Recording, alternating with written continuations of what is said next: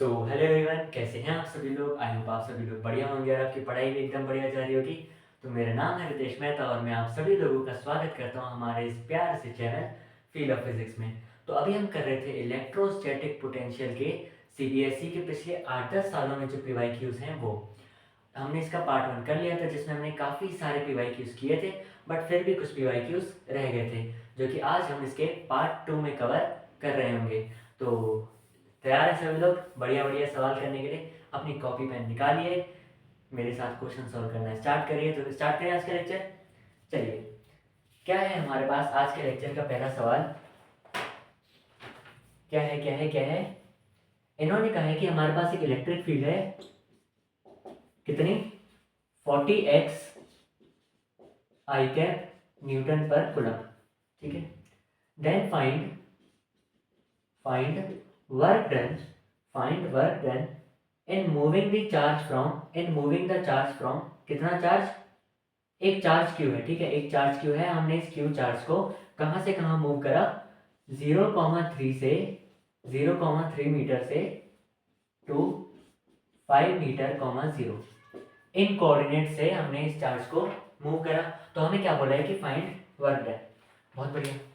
अब अगर मैं कहूँ वर्क डन कितना लगता है किसी चार्ज पे एक पॉइंट से दूसरे पॉइंट पे मूव करने तक, तो वर्क डन कितना लगता है work done is equals to Q delta V, Q into V final minus V initial, यही होता है। बहुत बढ़िया। अब डेल्टा वी क्या होता है, हमें पता है कि electric field is equal to minus D V बटे डी आर, यही होता है। ऐसी चीज को मैं क्या लिख सकता हूँ, डीवी को मैं क्या लिख सकता हूँ, माइनस ई डी आर, यही लिख सकता हूँ। अब मैंने दोनों तरफ क्या कर दिया, मैंने दोनों तरफ कर दिया इंटीग्रेट। तो ये जो डीवी है वो क्या बन जाएगा, डेल्टा वी। छोटा चेंज क्या बन जाएगा, बड़ा change, is equal to minus sign बाहर आया, integration of E dot D R. अभी यहाँ पे जो ई है हमारा वो एक्स के साथ वेरी कर रहे हैं, देखना 40x लिखा हुआ है, मतलब हर एक्स के साथ हमारी इलेक्ट्रिक फील्ड की वैल्यू अलग अलग है। इसका मतलब जो हमारी इलेक्ट्रिक फील्ड है वो किसके साथ वेरी कर रही है, हमारी जो इलेक्ट्रिक फील्ड है वो किसके साथ वेरी कर रही है, डिस्टेंस के साथ एक्स एक्सिस में।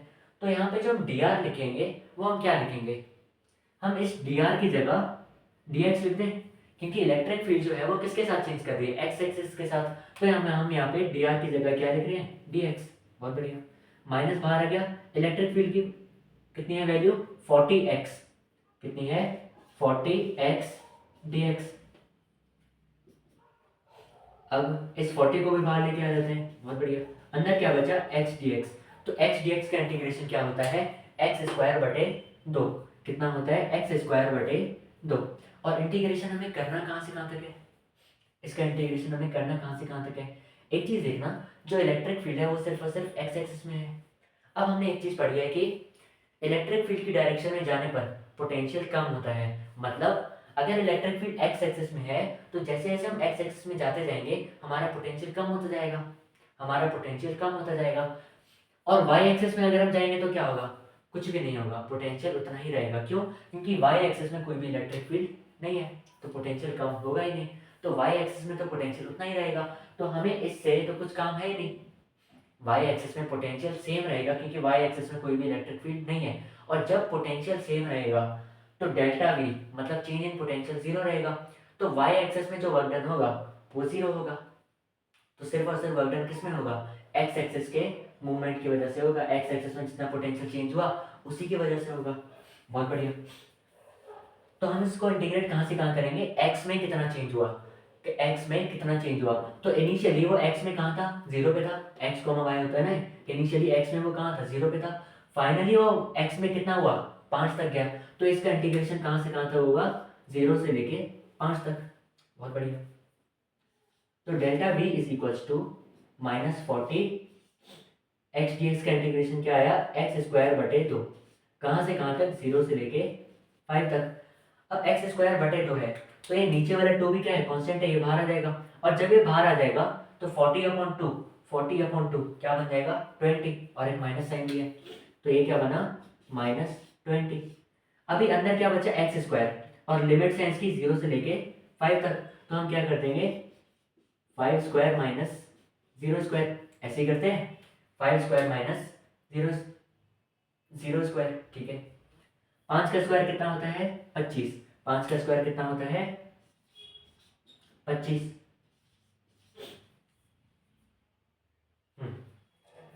तो 25 इंटू 20 कितना आ जाएगा 500, 25 इंटू 20 कितना आ जाएगा 500 माइनस 500, इतना आया, इतना आया।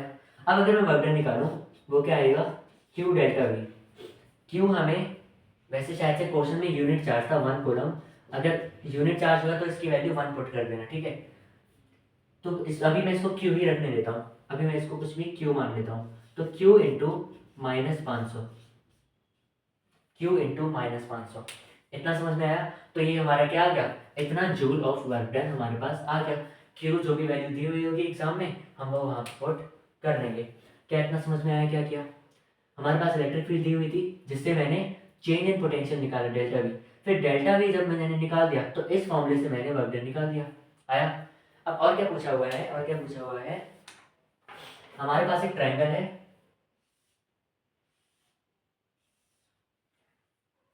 इसके यहाँ पे है चार्ज Q, यहाँ पे है चार्ज -4Q और यहाँ पे है चार्ज 2Q, और ये इक्विलेटरल ट्रायंगल है, मतलब सारी की सारी साइड्स सेम है। तो वर्क डन निकालो, वर्क डन निकालो to separate these charges at infinite distance. ये शायद कल करवा दिया था क्या, ऐसा क्वेश्चन कुछ कल कराया था, सेम कराया था। फिर भी एक और बार करा देता हूँ, अगर पिछले लेक्चर में करा भी दिया था तो कोई दिक्कत नहीं है, एक और बार करा देता हूँ। वैसे तो याद आ रहा है कि करा दिया था, कोई बात नहीं। हमने क्या बोला कि ये तीन चार्जेस का कॉम्बिनेशन है, हमने इसको क्या करना है सेपरेट कर देना है टू एन इनफाइनाइट डिस्टेंस। मतलब ये पहले एल डिस्टेंस पर रखे हुए थे, ये से एल डिस्टेंस दूर, ये से एल डिस्टेंस दूर, ये से एल डिस्टेंस दूर। अब मुझे क्या करना है इन सभी को उठा के एक दूसरे से इनफाइनाइट डिस्टेंस दूर रख देना है, ठीक है। तो जब ये यहाँ पे है कुछ, ये पूरा एक सिस्टम बन रहा है, तो इस पूरे सिस्टम की कुछ ना कुछ पोटेंशियल एनर्जी है। अब मुझे क्या करना है कि इन सभी चार्जेस को दूर कर देना है इनफाइनाइट डिस्टेंस पे। तो जब ये इनफाइनाइट डिस्टेंस पे चले जाएंगे, जब ये इनफाइनाइट डिस्टेंस पे चले गए तो इनकी पोटेंशियल एनर्जी क्या हो जाएगी जीरो, क्योंकि पोटेंशियल एनर्जी दो चार्जेस के बीच में कितनी होती है के Q1 Q2 अपॉन आर, और जब आर जो है इनके बीच का डिस्टेंस है वो इनफाइनाइट हो गया तो पोटेंशियल एनर्जी जीरो हो जाएगी। बहुत बढ़िया। तो पोटेंशियल एनर्जी फाइनल वाली कितनी है जीरो। अब हमें इनिशियल पोटेंशियल एनर्जी निकालनी है। इनिशियल क्यों निकालनी है, क्योंकि जो वर्क डन होता है, जो वर्क डन होता है बाय एक्सटर्नल एजेंट वो क्या होता है डेल्टा यू, मतलब you final minus you initial. और जो work done by electric field होती है वो क्या होता है minus delta U, minus delta U, मतलब डेल्टा यू निकाल दिया एंड देन माइनस एक और लगा दिया, इतना आया, इतना आया, ठीक है। अगर क्वेश्चन में कुछ भी नहीं बोला हुआ तो हम क्या करेंगे एक्सटर्नल वर्क डन ही उसको मानेंगे। जब तक क्वेश्चन में इलेक्ट्रिक फील्ड का वर्क डन स्पेसिफिकली ना पूछे तब तक हमें ये यूज नहीं करना। तो अब क्वेश्चन में कुछ भी नहीं बोला हुआ तो हम क्या यूज करेंगे ये वाला।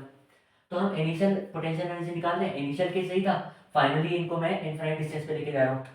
तो क्या आएगा इनिशियल पोटेंशियल एनर्जी कितनी आएगी इन दोनों के कॉम्बिनेशन की वजह से पोटेंशियल एनर्जी के क्यू माइनस 4Q बटे एल, इन दोनों के बीच की पोटेंशियल एनर्जी प्लस के इंटू 2Q इंटू -4Q बटे एल, और एक और प्लस के into Q into 2Q upon L. बहुत बढ़िया। कितना आ जाएगा -4KQ² upon L plus, plus नहीं माइनस, कितना आएगा minus minus minus 8KQ² upon L plus 2KQ² upon L. तो -4 -8 -12 प्लस 2 -10, तो -10KQ² बटे एल। ये हमारे पास क्या आ गया यू इनिशियल आ गया। तो वर्क डन क्या होता है, वर्क डन क्या होता है you final minus you initial. किसका वर्क डन एक्सटर्नल एजेंट का। यू फाइनल कितना है जीरो, क्यों क्योंकि हम इनको इनफाइनाइट डिस्टेंस पे लेके जा रहे हैं, और यू इनिशियल कितना है -10KQ² बटे एल। तो हमारे पास work done by external agent कितना आ गया प्लस 10KQ² बटे एल, आया, आया ना। आ गया इतना? ठीक है, तो इतना समझ में आ गया, इसको छाप लो, छाप लो, छाप लो। मिटा दूँ? मिटा दूँ?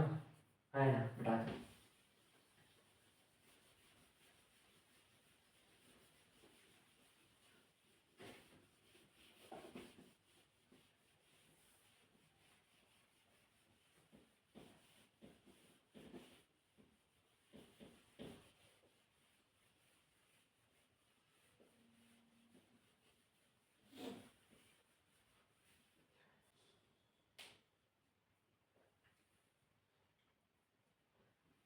अब और सवाल हमारे पास क्या क्या आए हुए हैं, और सवाल हमारे पास क्या क्या हैं?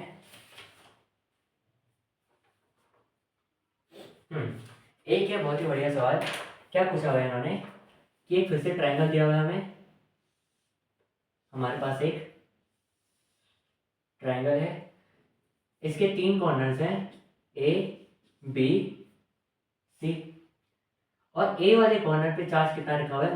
-2 नैनो कूलम, -2 नैनो कूलम।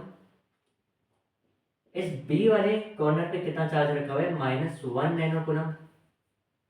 और इस सी वाले पे कितना रखा हुआ है? +5 नैनो कूलम।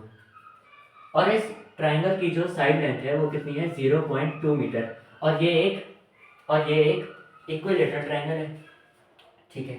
अब इन्होंने क्या बोला हुआ है कि हमने हमने क्या किया, ऐसा कुछ अरेंजमेंट इनिशियली बना हुआ था, ऐसा कुछ अरेंजमेंट इनिशियली बना हुआ था, हमने इसको तोड़ दिया, हमने इसको तोड़ दिया, हमने इसको तोड़ दिया। और कैसा अरेंजमेंट बना लिया, कैसा अरेंजमेंट बना लिया? इसको हमने रीअरेंज कर लिया। क्या कर लिया? रीअरेंज कर लिया। और कैसा बना लिया कुछ?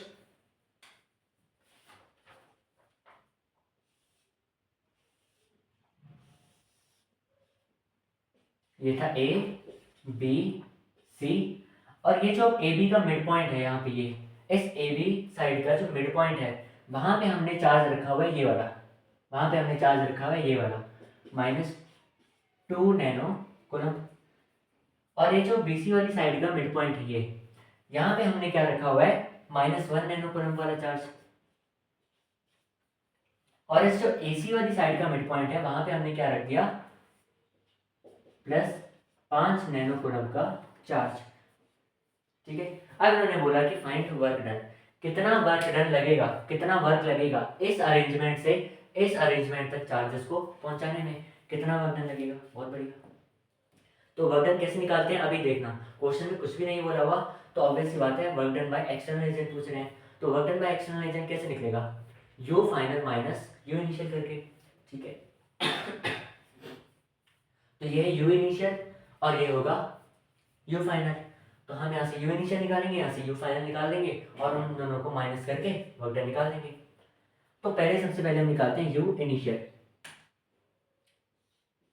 यू इनिशियल कितना होगा?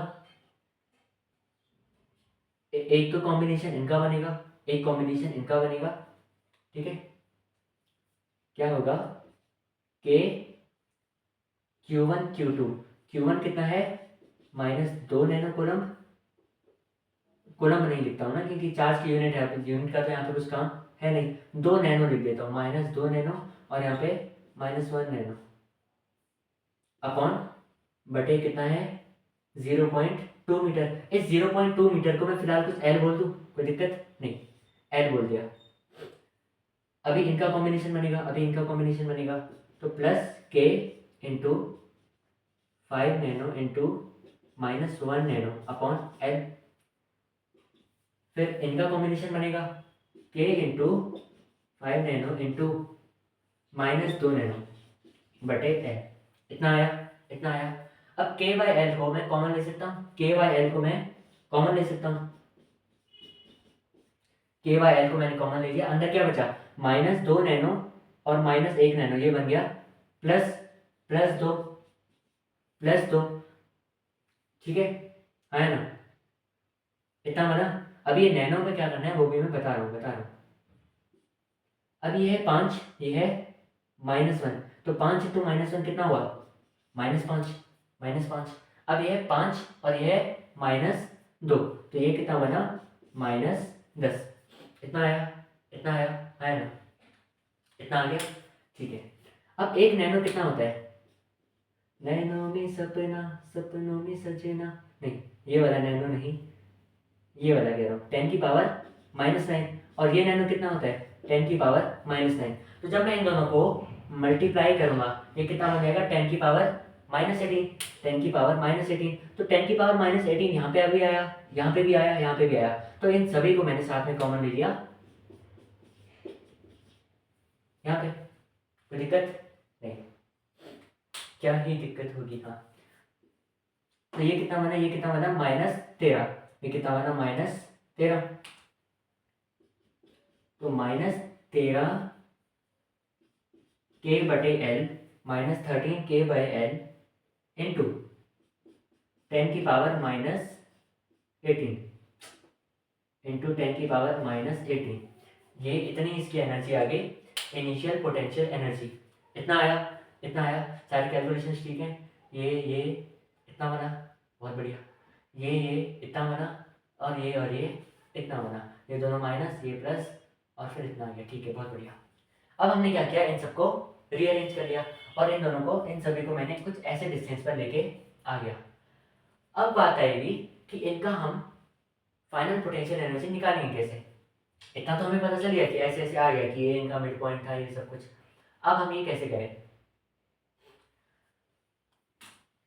एक बात बताना, यहाँ पे भी 3 ही कॉम्बिनेशन बनेंगे, जैसे यहाँ पे 3 कॉम्बिनेशन बन रहे थे, इनका इनका इनका, यहाँ पे भी 3 कॉम्बिनेशन बनेंगे, किस किस का, एक -2 का और +5 का, हाँ एक -2 का और -1 का,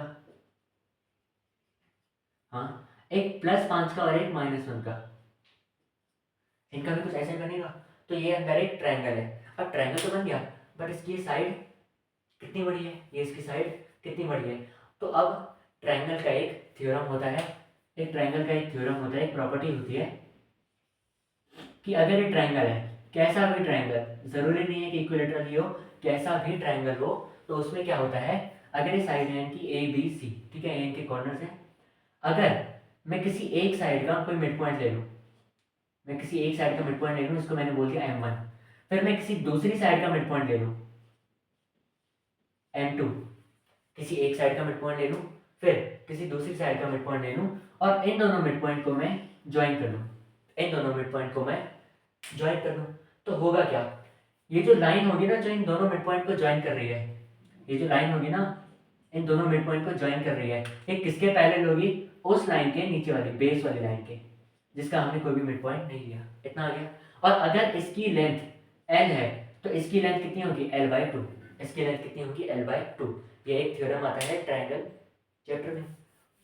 तो अगर मैं कहूँ कि ये लेंथ, ये इसका मिड पॉइंट है AB का, और ये इसका AC का मिड पॉइंट है, ये वाले पॉइंट्स, तो अगर ये लेंथ कुछ L थी, अगर ये लेंथ कुछ L थी, तो क्या ये वाली लेंथ L/2 हो जाएगी, बिल्कुल हो जाएगी। ये वाली लेंथ कितनी थी, L ही तो थी, इक्विलेटरल ट्रायंगल था, 0.2 0.2 0.2, तो ये L/2 हो जाएगी, मतलब 0.1 मीटर। बहुत बढ़िया।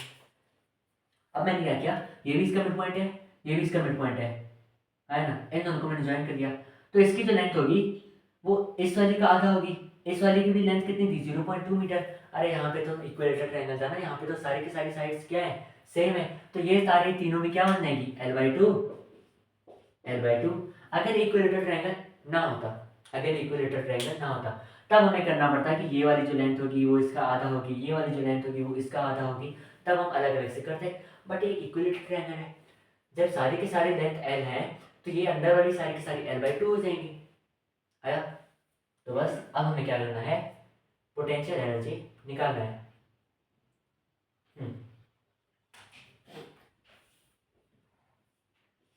U इज इक्वल टू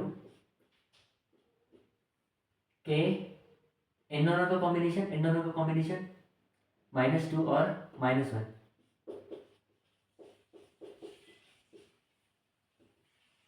बटे L/2। यहाँ पे हम L नहीं रखेंगे, क्या रखेंगे L/2। तो L तो नीचे आया, वो 2 यहाँ पे आ गया, कोई दिक्कत नहीं, प्लस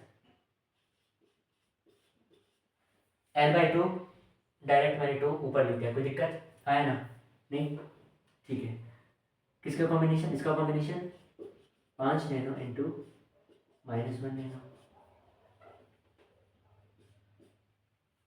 और क्या है, अभी इन दोनों का कॉम्बिनेशन बच गया।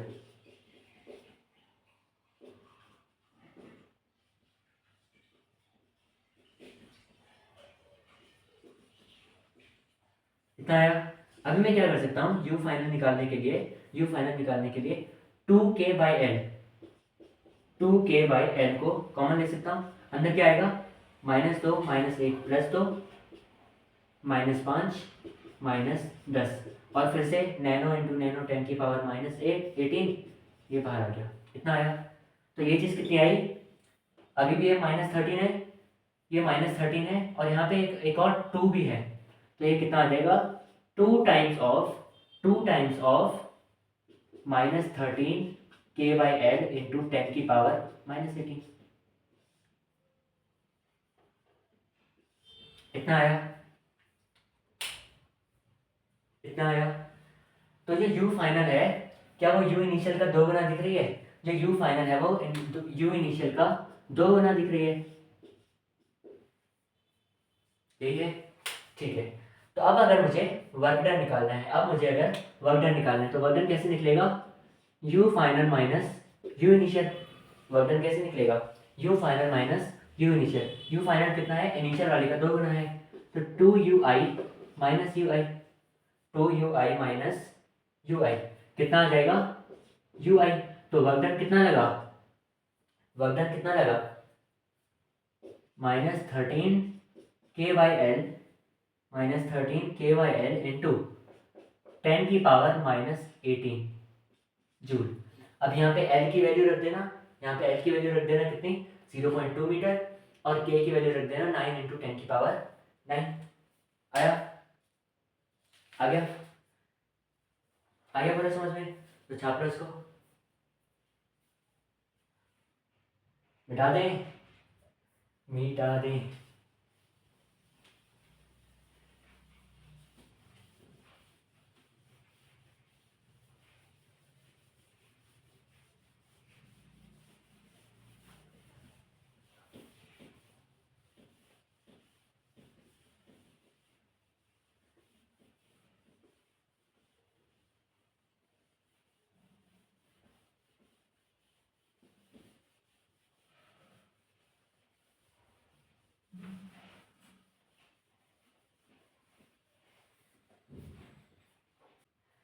अगला सवाल हमारे पास क्या है, अगला सवाल है कि हमारे पास एक +2 नैनो कूलम का चार्ज है, +2 नैनो कूलम का चार्ज है, +2 नैनो कूलम का चार्ज है हमारे पास, कहाँ रखा हुआ है, ओरिजिन पे। अब इन्होंने कहा है कि हमें चार्ज कहाँ रखना है, एक क्यू चार्ज है, हमें वो चार्ज कहाँ रखना है, 0,0, -6 मीटर, मतलब x y z, हमें इसको -z एक्सिस में रखना है।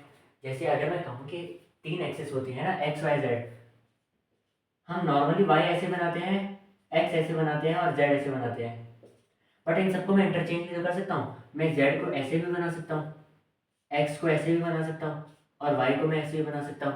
ये तो देखने का नजरिया है ना कि मैं कैसे देख रहा हूँ। तो मैंने क्या किया, मैंने ऐसे में z बना दिया कि ये है ओरिजिन, आगे जाके पॉजिटिव z आएगा, पीछे जाके -z आएगा, कोई दिक्कत नहीं, ठीक है। तो इन्होंने क्या बोला हुआ है, एक चार्ज हमने रख दिया ये वाले कोऑर्डिनेट्स पे। तो अब ये चार्ज कितना हो ताकि 0,0,2 पे जो हमारा पोटेंशियल है वो जीरो आ जाए, तो ये चार्ज कितना होना चाहिए, बहुत बढ़िया।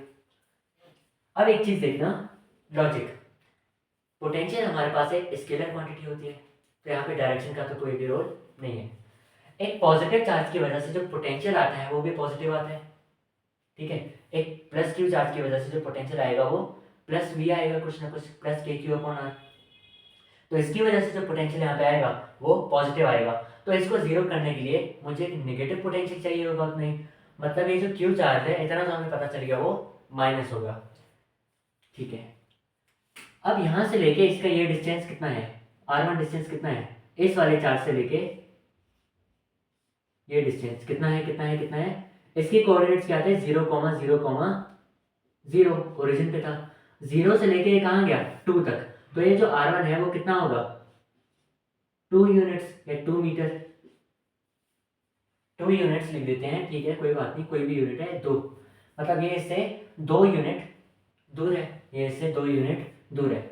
ये इससे कितना दूर है, इस वाले पॉइंट से ये वाला चार्ज कितना दूर है, ये है -6 और ये है 0, तो -6 को 0 तक आने के लिए कितना ट्रेवल करना पड़ा, -6 को 0 तक आने के लिए 6 यूनिट ट्रेवल करना पड़ा, एंड देन यहाँ तक पहुँचने के लिए 2 और ट्रेवल करना पड़ा, मतलब ये टोटल कितना है, इस चार्ज से लेके ये वाले चार्ज तक का डिस्टेंस R2 कितना है टोटल 8 यूनिट। बहुत बढ़िया, तो हमारे पास ये भी आ गया। अब क्या करना है, दोनों के पोटेंशियल को सेम कर देना है, दोनों के पोटेंशियल को सेम कर देना है, या तो V1 plus V2 is equal to 0, इसकी वजह से जो पोटेंशियल यहाँ पे आ रहा था वो कुछ ना कुछ V1 आ रहा था, इसकी वजह से जो पोटेंशियल यहाँ पे आ रहा था वो कुछ ना कुछ V2 आ रहा था, ये V1 और V2 दोनों पोटेंशियल मिलके कितने हो गए 0 हो गए, तो V1 plus V2 is equal to 0। V1 कितना आ रहा था KQ upon R1, KQ1 upon R1, तो K इंटू Q1 कितना है plus 2 nano coulomb upon R1 कितना है 2, फिर ये V2 की बारी आई प्लस K इंटू चार्ज कितना है Q, चार्ज कितना है Q। अभी मैंने इस पे माइनस नहीं लगाया, अभी मैंने इस पे माइनस नहीं लगाया, क्योंकि जैसे ये यहाँ पे जाएगा ये अपने आप ही नेगेटिव हो जाएगा और हमारा फाइनल आंसर खुद ही नेगेटिव में आ जाएगा।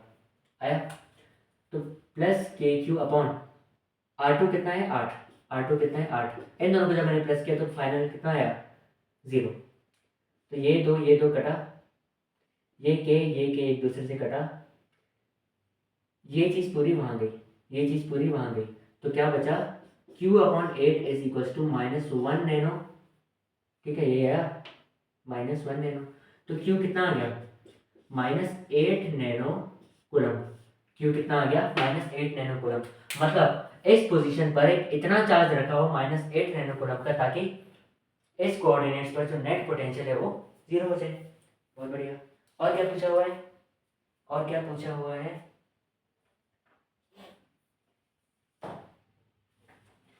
अब इन्होंने एक चीज कही है कि एक चार्ज है प्लस Q, एक चार्ज है प्लस Q, वो कहाँ पे है 3a,0 पे है, और एक और चार्ज है -Q, वो कहाँ पे है 0,4a पे है।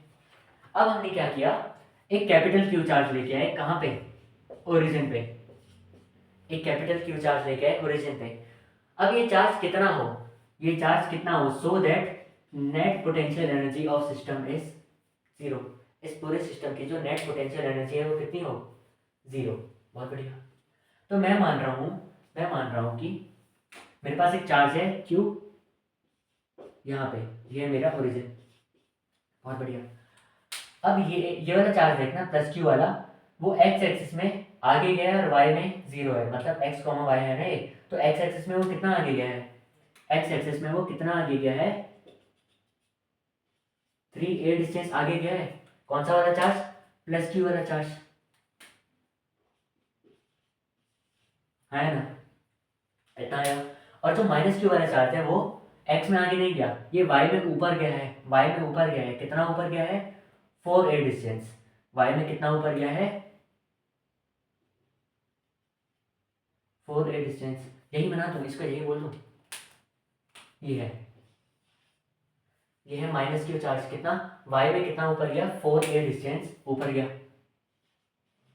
बहुत बढ़िया, ऐसा ही कुछ बना। अच्छा, अब अगर ये 3a है ये 4a है, तो इन दोनों के बीच में जो लाइन होगी, इन दोनों के बीच में जो लाइन कनेक्टिंग होगी, इसका कितना होगा पाइथागोरस थ्योरम से 5a, पाइथागोरस थ्योरम से 5a। तो अब इन्होंने क्या बोला, ये एक सिस्टम बन गया 3 चार्जेस का, -Q, कैपिटल Q और ये प्लस Q, इनका सिस्टम बन गया। तो इन्होंने बोला कि इस पूरे सिस्टम की पोटेंशियल एनर्जी जो है वो 0 है, तो ये Q चार्ज कितना होना चाहिए अब इसको भी बंद कर दूँ गोले में, हाँ बाकी सब बंद है, ये बंद नहीं है, अच्छा नहीं लग रहा ना, ठीक है।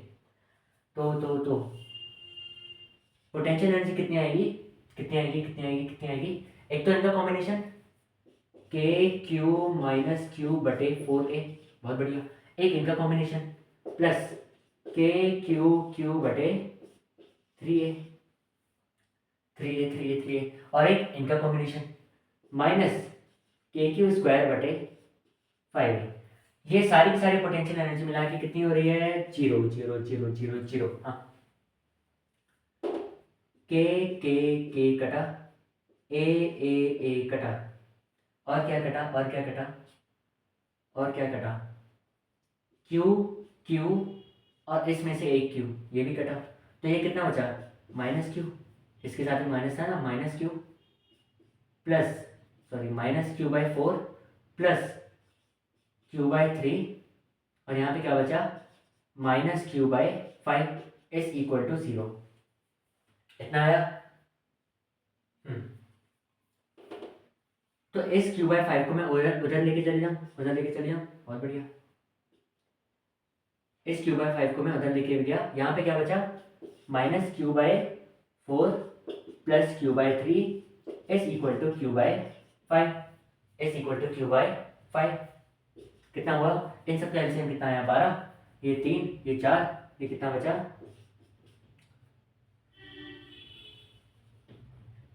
ये कितना हुआ? -3q, ये कितना हुआ? +4q upon 12 is equals to Q by 5, is equals to Q by 5। तो ये कितना बचा? Q by 12, Q by 12 is equal to Q by 5। तो क्यू कितना आ गया?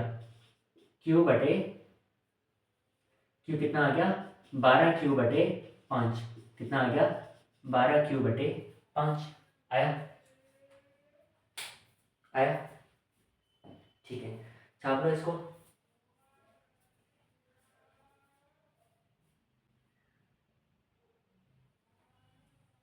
मिटा दें, मिटा दें, है ना, मिटा दें।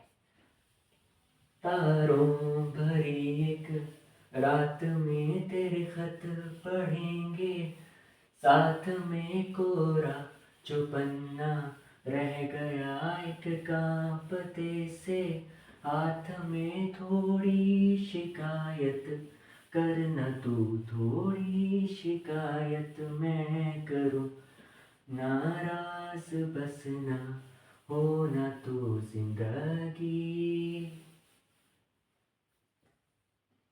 कुछ तो बता जिंदगी, अपना पता जिंदगी, कुछ तो बता जिंदगी, अपना पता जिंदगी। ठीक है, हमने क्या कहा कि हमारे पास एक सेमी सर्कल है, एक सेमी सर्कल है ये, इसके हमने मिड पॉइंट पे, इसके हमने यहाँ पे मिड पॉइंट पे एक चार्ज रखा हुआ है, कितना? -6q, बहुत बढ़िया। और यहाँ पे एक और पॉइंट है डी, इस सेमी सर्कल के बाहर, यहाँ पे हमने एक चार्ज क्या रखा हुआ है? +6q, ये -6q, ये है +6q, ठीक है। हाँ, अब हमें क्या बोला हुआ है? हमें क्या बोला हुआ है कि फाइंड वर्क डन। एक सेकंड, ये डिस्टेंस कितना है? ये डिस्टेंस है कुछ ना कुछ, कुछ ना कुछ, कुछ ना कुछ, कितना कितना कितना कितना, एल बोल दूँ? ये डिस्टेंस कितना है? कुछ ना कुछ एल, और ये वाला डिस्टेंस भी कितना है? कुछ ना कुछ एल, बहुत बढ़िया। अब हमें बोला हुआ है कि हमने एक चार्ज किसको, हमने एक चार्ज किसको? क्यू को, हमने एक चार्ज क्यू को इस सी पॉइंट से लेके ए पॉइंट तक लेके चले गए, इस सी पॉइंट से लेके ए पॉइंट तक लेके चले गए, तो find work done, find work done. अब मतलब इस सवाल को करने के दो तरीके हैं, कौन कौन से? जब ये चार्ज यहाँ पे है, जब ये चार्ज यहाँ पे सी पॉइंट पे, तो एक सिस्टम बन रहा है +6q, q -6q, ठीक है, एक सिस्टम बन रहा है। तो इस पॉइंट पे इनकी इनिशियल पोटेंशियल एनर्जी निकालो, बहुत बढ़िया। जब इनकी इनिशियल पोटेंशियल एनर्जी आ गई, यहाँ पे आ गई, अब इसको यहाँ पे लेके आ जाओ, इस वाले चार्ज को, तो अब कैसा कॉम्बिनेशन बनेगा, +6q -6q और q, ठीक है। तो अब इस पॉइंट पे इनकी फाइनल पोटेंशियल एनर्जी निकालो। तो इनिशियल पोटेंशियल एनर्जी आ गई, फाइनल वाली भी आ गई, तो वहां से हम क्या निकाल लेंगे, वर्क डन निकाल लेंगे फाइनल माइनस इनिशियल करके। अब एक और रास्ता क्या है, इस पॉइंट पे हम इसका पोटेंशियल एनर्जी निकाल लेते हैं, सॉरी पोटेंशियल निकाल लेते हैं, पोटेंशियल एनर्जी नहीं पोटेंशियल, यहाँ पे इसका पोटेंशियल निकाल लेते हैं V1, फिर यहाँ पे पोटेंशियल निकाल देते हैं V2। जो वर्क डन होगा वो कितना होगा, Q डेल्टा V, मतलब Q into V2 minus V1। तो मैं दूसरा वाला मेथड अपना रहा हूँ, पहला वाला मेथड एक बार खुद के करके देखना है। यहाँ पे पोटेंशियल एनर्जी, यहाँ पे पोटेंशियल एनर्जी और फिर U final minus U initial, वहां से डायरेक्ट आंसर आएगा। यहाँ पे हमें Q डेल्टा V करना पड़ेगा। आया। तो एट सी पॉइंट पोटेंशियल कितना होगा, कितना होगा, कितना होगा, कितना होगा, एक पॉइंट है यहाँ पे +6q, बहुत बढ़िया।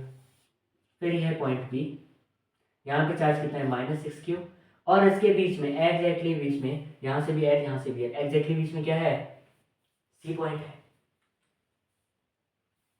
इसकी वजह से यहाँ पे पोटेंशियल कितना होगा, +6q, कितना होगा पोटेंशियल, कितना होगा, इसकी वजह से यहाँ पे पोटेंशियल कितना होगा, +k into 6q upon f, इस वाले की वजह से, और इस वाले की वजह से कितना होगा, -k इंटू 6q बटे l। तो यहाँ पे पोटेंशियल कितना हो गया, सी पॉइंट पे 0। जितना इसका पॉजिटिव पोटेंशियल है उतना इसका नेगेटिव पोटेंशियल है, तो नेट पोटेंशियल कितना आ गया, 0 0 0 0 आ गया 0, ठीक है। अब इस वाले पॉइंट की बात करें, इस वाले पॉइंट की बात करें, कहाँ करें, यहाँ करें, कहाँ कहाँ कहाँ क्या,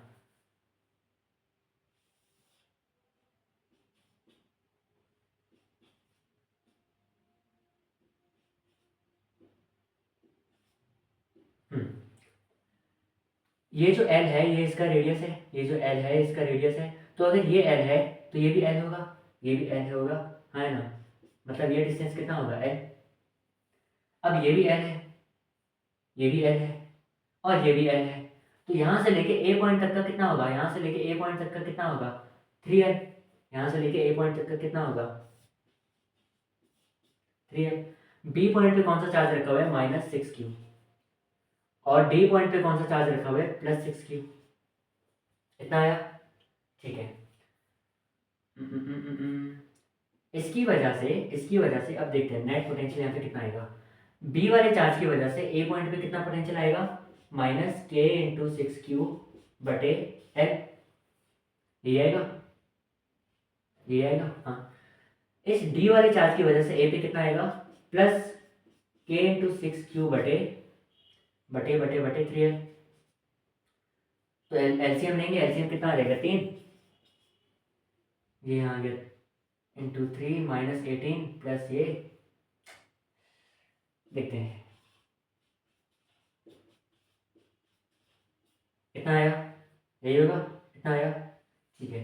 तो v कितना आ गया, v कितना आ गया, v कितना आ गया, ये होगा -12kq अपॉन 3l, तो ये कितना आ जाएगा, -4kq upon l, -4kq upon l। तो ये आ गया v2, ये आ गया v1, ठीक है। तो जो वर्क डन आएगा वो क्या आएगा, q इंटू डेल्टा वी, मतलब q into v2 minus v1, q into v2 minus v1, v1 कितना है, 0, तो वर्क डन कितना आ जाएगा, वर्क डन कितना आ जाएगा, q इंटू v2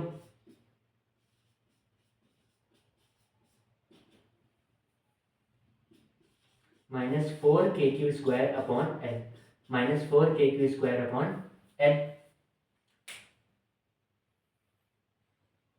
दूसरा मेथड अभी कर लें या होमवर्क, होमवर्क या अभी करना है, बताओ बताओ बताओ बताओ, कहाँ से बताओ, ये बताओ, एक बार इसको ट्राई कर लेना, कोई डाउट होगा तो कमेंट सेक्शन में हो जाएगा। और क्या क्या है, और क्या क्या है, और क्या क्या है,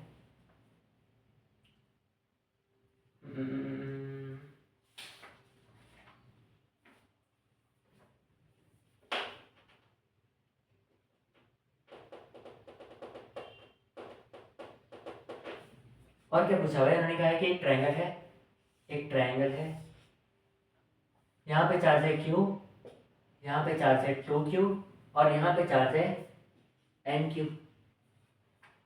तो ये N कितना हो ताकि इस पूरे सिस्टम की पोटेंशियल एनर्जी जीरो हो, जीरो हो, कितनी हो, जीरो। तो ठीक है, बहुत बढ़िया, ऐसे सवाल हम बहुत बार कर चुके हैं। 2kq²/L एक इक्विलेटरल ट्रायंगल है, ठीक है, एकदम स्पीड में करते हैं आप। 2kq²/L, यहाँ पे कितना आएगा, plus plus plus plus plus plus plus plus 2knq²/L,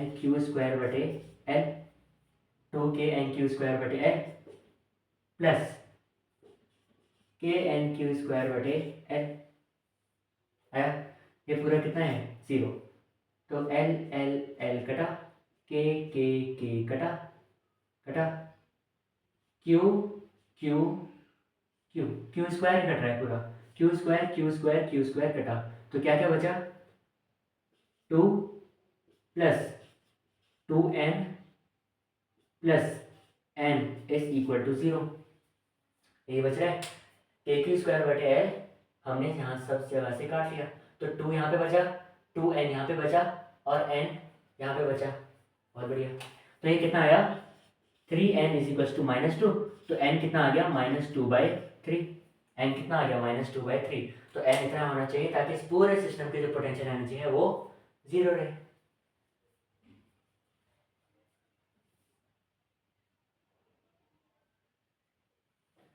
मिटा दें, मिटा दें।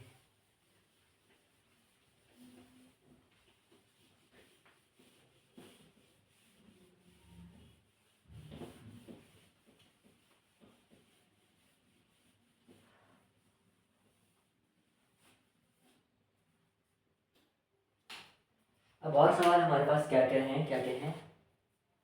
हाँ, इन्होंने कहा था, एक बार पूछा हुआ था कि अगर हमारे पास एक चार्ज है Q और एक और चार्ज है, एक और चार्ज है Q, और इन दोनों के बीच में जो डिस्टेंस है वो है कुछ ना कुछ a,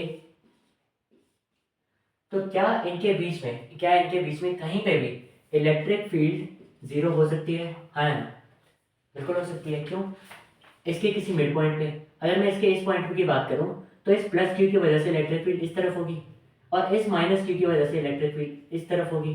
तो ये दोनों इलेक्ट्रिक फील्ड एक दूसरे को कैंसिल कर देंगे अगर ये एग्जैक्टली बीच में है। तो ये इलेक्ट्रिक फील्ड और ये इलेक्ट्रिक फील्ड एक दूसरे को कैंसिल कर देंगे, तो इलेक्ट्रिक फील्ड जीरो पॉसिबल है। तो क्या इनके बीच में कहीं पे भी, बीच में एग्जैक्टली बीच की बात नहीं कर रहा हूँ, कहीं पे भी इस पूरी लाइन के बीच में कहीं पे भी क्या कभी पोटेंशियल जीरो हो सकता है ना। हमने इलेक्ट्रिक फील्ड तो जीरो कर दी कि एक इलेक्ट्रिक फील्ड इस तरफ थी, एक इलेक्ट्रिक फील्ड इस तरफ थी, तो दोनों एक दूसरे को कैंसिल कर गई। अब अगर मैं पोटेंशियल की बात करूं तो पोटेंशियल है एक स्केलर क्वांटिटी, तो उसमें तो कुछ डायरेक्शन रखी है नहीं कि मैं दोनों को कैंसिल कर दूं। पोटेंशियल से तभी जीरो हो सकता है जब एक पॉजिटिव पोटेंशियल हो और एक नेगेटिव पोटेंशियल हो। तो इस पॉजिटिव चार्ज की वजह से जो पोटेंशियल आएगा वो पॉजिटिव आएगा, इसकी वजह से भी जो पोटेंशियल आएगा वो पॉजिटिव आएगा। तो इसका पोटेंशियल पॉजिटिव, इसका पोटेंशियल पॉजिटिव, क्या वो चीज़ कभी जीरो हो पाएगी, नहीं। मतलब पोटेंशियल जीरो करने के लिए एक पॉजिटिव चार्ज होना चाहिए और मिनिमम एक नेगेटिव चार्ज तो होना ही चाहिए। तो यहाँ पे इनके बीच में कभी भी पोटेंशियल जीरो नहीं हो सकता। और क्या पूछा हुआ था, हाँ और पूछा हुआ था एक चीज़, negative potential energy. Negative potential energy, जैसे हमने कभी कभी किसी सिस्टम की पोटेंशियल एनर्जी कैलकुलेट करी होगी और उसका आंसर नेगेटिव आया होगा, तो इस नेगेटिव पोटेंशियल एनर्जी का मतलब क्या होता है। पोटेंशियल एनर्जी भी क्या होती है, एक स्केलर क्वांटिटी होती है, तो वहां पे नेगेटिव का मतलब ये नहीं होता कि अपोजिट डायरेक्शन है। नेगेटिव का मतलब ये होता है कि एक -Q चार्ज है, ठीक है, एक -Q चार्ज है वहां पे, और जब एक +Q चार्ज होगा और एक -Q चार्ज होगा तो उन दोनों के बीच में अट्रैक्शन होगा। तो नेगेटिव पोटेंशियल एनर्जी का मतलब क्या है कि सिस्टम में नेट अट्रैक्शन है, नेट अट्रैक्शन है, ठीक है, सिस्टम में क्या है, नेट अट्रैक्शन लग रही है। और अगर पोटेंशियल एनर्जी क्या आ गई, पॉजिटिव आ गई, इसका मतलब सिस्टम में नेट रिपल्शन है, सिस्टम रिपेल कर रहा है एक दूसरे को, सारे चार्जेस। समझ में आया, दो चार्जेस भले एक दूसरे को अट्रैक्ट कर सकते हैं बट पूरे सिस्टम की अगर मैं नेट की बात करूं तो वो एक दूसरे को रिपेल कर रहे हैं, तब हमारी पोटेंशियल एनर्जी पॉजिटिव में आएगी। और अगर नेगेटिव में है मतलब नेट अट्रैक्शन है। और क्या क्या है, और एक बार पूछा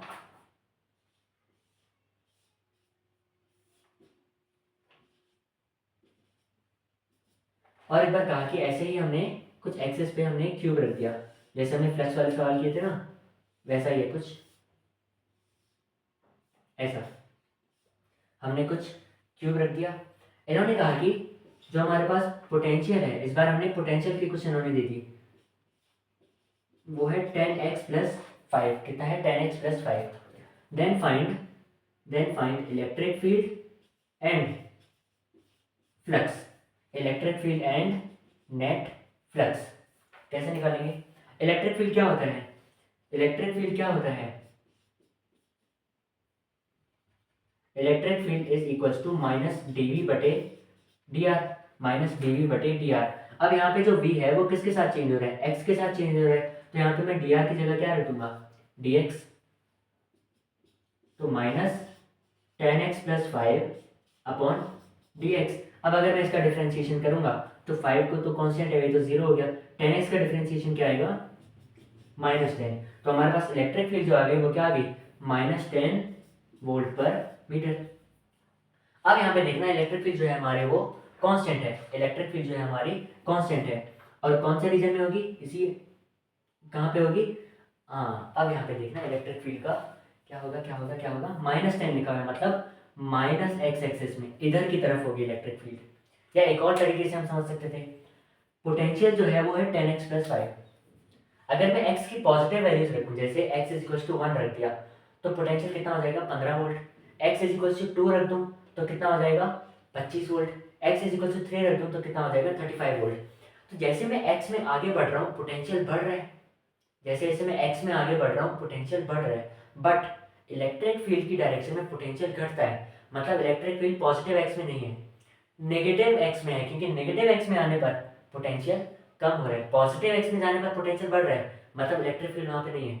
नेगेटिव x में आने पर पोटेंशियल कम हो रहा है, मतलब इलेक्ट्रिक फील्ड नेगेटिव x में है। तो इलेक्ट्रिक फील्ड यहाँ से ऐसे है। अब एक चीज देखना, इलेक्ट्रिक फील्ड कांस्टेंट है 10, तो जब इलेक्ट्रिक फील्ड यहाँ पे आई इस वाले रीजन पे, ऐसे आ रही है ना इलेक्ट्रिक फील्ड, तो -x में, तो यहाँ पे कुछ इनसाइड फ्लक्स आया EA, ऐसे ही हमने करा था। ऐसे वाले क्वेश्चंस अगर देखने हैं तो मैंने इलेक्ट्रिक चार्जेस एंड फील्ड्स वाले PYQ सेशन में ऐसे कराए हुए हैं। तो यहाँ पे अंदर की तरफ आया कुछ इलेक्ट्रिक फील्ड और अंदर की तरफ कुछ फ्लक्स आया। अब E कांस्टेंट है, A भी कांस्टेंट है, इतना ही फ्लक्स यहाँ से भी बाहर भी जाएगा। अब जितना फ्लक्स अंदर आया उतना ही फ्लक्स बाहर गया, जितना फ्लक्स अंदर आया उतना ही फ्लक्स बाहर गया, तो नेट फ्लक्स कितना हुआ? 0। नेट फ्लक्स कितना हुआ? 0। तो फाई नेट कितना आ जाएगा? 0। ऐसे और क्वेश्चन देखने हैं तो इलेक्ट्रिक चार्जेस एंड फील्ड्स वाले PYQ लेक्चर में कराया हुआ है। अब इन्होंने क्या पूछा हुआ है? अब इन्होंने क्या पूछा हुआ है? क्या क्या है, क्या है? ये वोल्टेज, इसका मैंने ग्राफ बनाया किसके साथ? x के साथ।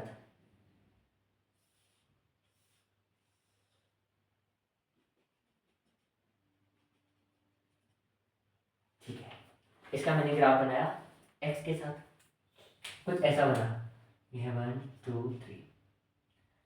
अब इन्होंने कहा कि वोल्टेज और x का कुछ ग्राफ दिया हुआ है, तो इलेक्ट्रिक फील्ड का x के साथ कुछ ना कुछ ग्राफ बनाओ। बहुत बढ़िया, इलेक्ट्रिक फील्ड का x के साथ कुछ ना कुछ ग्राफ बनाओ। अब एक चीज ध्यान से सुनना, अगर मैं कहूँ कि कोई चीज टाइम के साथ बढ़ रही है, टाइम के साथ या डिस्टेंस के साथ बढ़ रही है, जैसे कोई चीज पहले 1 थी, फिर 2 हुई, फिर 3 हुई, फिर 4 हुई, तो अगर मैं इस चीज का चेंज निकालूं, फाइनल माइनस इनिशियल करूंगा, फाइनल कितना है? 4, इनिशियल कितना है? 1, तो 4 माइनस 1 कितना आया? +3। अगर कोई चीज बढ़ रही है तो उसका जो चेंज होता है वो पॉजिटिव आता है। क्यों? क्योंकि अगर कोई चीज बढ़ रही है तो ऑब्वियस सी बात है ना, फाइनल वाली चीज ज्यादा होगी और इनिशियल वाली कम होगी, तभी तो वो चीज बढ़ रही है कि इनिशियली वो चीज छोटी थी, फाइनली वो चीज बड़ी हो गई, तो चेंज क्या आएगा? फाइनल माइनस इनिशियल, तो वो चीज पॉजिटिव आएगी। तो अगर चेंज पॉजिटिव है मतलब वो चीज बढ़ रही है, और अगर चेंज नेगेटिव है मतलब वो चीज कम हो रही है। जैसे अगर कोई चीज थी पहले 4 2 4 3 2 1, ऐसा थी कुछ, तो चेंज क्या आएगा? फाइनल माइनस इनिशियल, 1 - 4 मतलब -3। तो अगर चेंज नेगेटिव आ रहा है, मतलब वो चीज कम हो रही है, जैसे पहले बड़ी चीज़ थी अब वो चीज़ छोटी हो रही है, कम हो रही है, फाइनल चीज़ छोटी है, तो छोटी में से अगर हम बड़ा माइनस करेंगे तो वो चीज़ नेगेटिव आ जाएगी। तो हमने छोटे में से बड़ा माइनस किया तो वो चीज़ नेगेटिव आ गया। मतलब अगर कोई चीज़ बढ़ रही है तो चेंज पॉजिटिव आएगा, अगर कोई चीज़ कम हो रही है तो चेंज नेगेटिव आएगा। बहुत बढ़िया। अब यहाँ पे देखना, अब यहाँ पे देखना, ये पोटेंशियल जो है वो बढ़ रहा है, पोटेंशियल जो है वो बढ़ रहा है, मतलब पोटेंशियल का चेंज क्या आएगा, पोटेंशियल का चेंज क्या आएगा, पॉजिटिव आएगा, पोटेंशियल का चेंज क्या आएगा, पॉजिटिव आएगा। तो यहाँ पे इसका चेंज पॉजिटिव है। अब यहाँ पे पोटेंशियल बढ़ भी नहीं रहा, एकदम कांस्टेंट है, कांस्टेंट है, कांस्टेंट है। तो अगर कोई चीज़ कांस्टेंट है उसका चेंज कितना आता है, जीरो। पहले भी इतनी थी, बाद में भी इतनी है, चेंज कितना आया, जीरो। तो इसका चेंज कितना आया, जीरो। अब यहाँ पे ये चीज़ कम हो रही है, ये चीज़ कम हो रही है, कम हो रही है, कम हो रही है। जब कोई चीज़ कम होती है तो उसका चेंज कैसा आता है, नेगेटिव।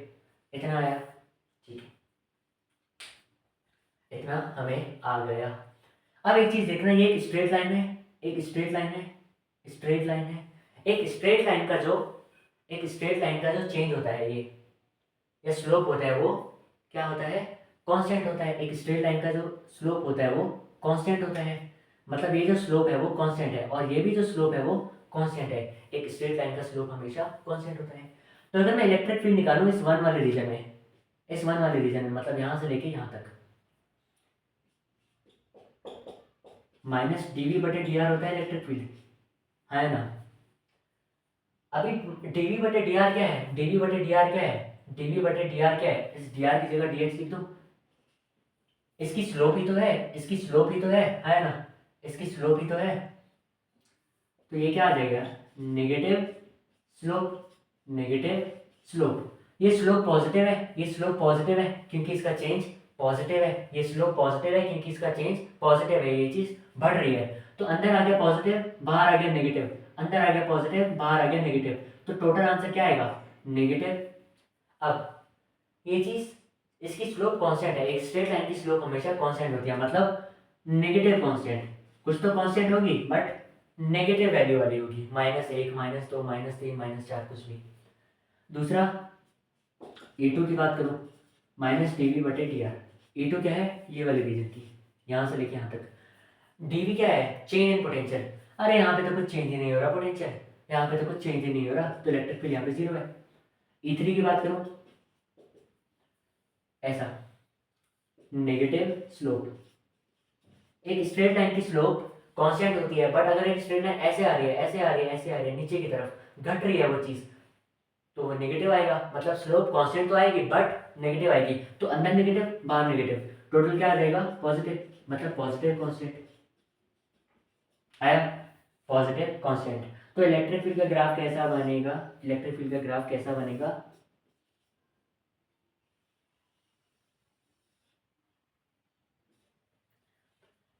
इलेक्ट्रिक फील्ड का ग्राफ कैसा बनेगा, 0 से लेके 1 तक, 0 से लेके 1 तक कुछ ना कुछ नेगेटिव कांस्टेंट है। तो अगर ये है 0 और ये है 1, तो 0 से लेके 1 तक कुछ ना कुछ नेगेटिव कांस्टेंट है। फिर 1 से लेके 2 तक, 1 से लेके 2 तक 0 है इलेक्ट्रिक फील्ड, ठीक है, 0 है, 1 से लेके 2 तक इलेक्ट्रिक फील्ड 0 है, कुछ भी नहीं है। फिर 2 से लेके 3 तक, फिर 2 से लेके 3 तक, फिर 2 से लेके 3 तक कुछ ना कुछ पॉजिटिव कांस्टेंट है।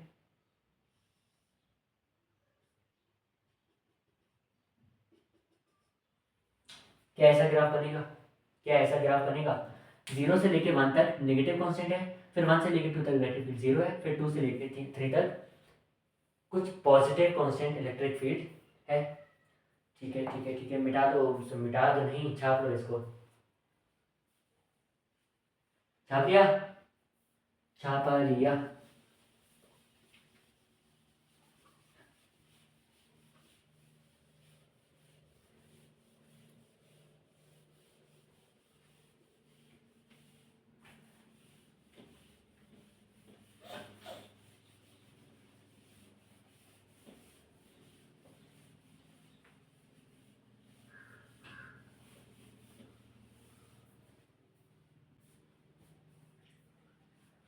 अब अगला क्या है, और क्या क्या पूछा हुआ है हमसे, और क्या क्या पूछा हुआ है हमसे।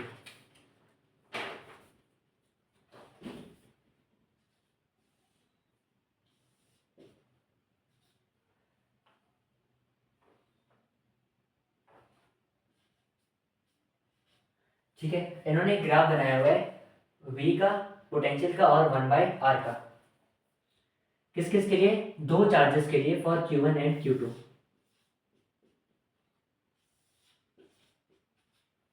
फॉर दो charges Q1 and Q2। Q1 जो है वो एंगल यहाँ से बना रहा है 60 डिग्री, और Q2 जो है वो यहाँ से एंगल बना रहा है 30 डिग्री। बहुत बढ़िया, ऐसा है कुछ। इन्होंने क्या बोला? Find Q1/Q2। है क्या ये ग्राफ? है क्या? अगर मैं कोई Q1 चार्ज लूँ, एक पॉइंट चार्ज Q1 लूँ, उसकी वजह से जो पोटेंशियल आता है r डिस्टेंस पे, तो उन्होंने उसी चीज़ का ग्राफ बना दिया, पोटेंशियल और 1/r का। कितना आया? और फिर दो चार्जेस लिए, एक चार्ज लिया Q1 और एक चार्ज लिया Q2। अब हमसे क्या पूछ लिया? फर्दर एक ग्राफ प्लॉट किया और अब हमसे पूछ लिया फाइंड Q1/Q2। तो कैसे निकालना है? कैसे निकालना है? V इज इक्वल्स टू क्या होता है? KQ/R। V क्या होता है? KQ/R। अब यहाँ पे एक चीज़ देखना, इस 1/r को ऐसे लिख सकता हूँ? कोई दिक्कत? कोई दिक्कत नहीं। अब यहाँ पे देखना, ये दोनों, ये जो ग्राफ है ये ओरिजिन से स्टार्ट हो रहे हैं यहाँ पे, मतलब जो इनका y इंटरसेप्ट है c, y इंटरसेप्ट है c, वो है 0। हाँ, तो y is equals to mx होता है, mx प्लस c होता है, बट c क्या है? 0, तो इसको मैंने नहीं लिखा।